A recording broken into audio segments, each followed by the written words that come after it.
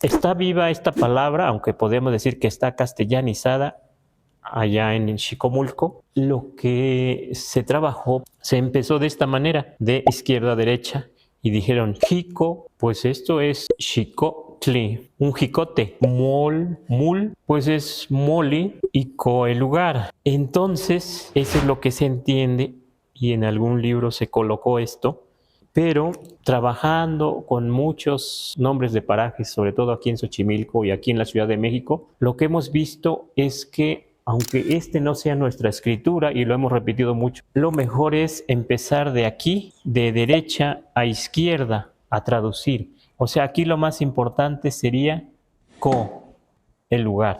Entonces, aquí para nosotros, este lugar tiene comoli, tiene hendidura, tiene hondonada, pero aunque esta no sea nuestra escritura, para nosotros aquí falta otra C, porque entonces este chic sería de xictli, porque al aglutinarse se pierde tli, y el náhuatl, como es muy descriptivo, está diciendo que hay un lugar que tiene hondonada o hendidura, no sabemos de qué tamaño, y además tiene un xictli.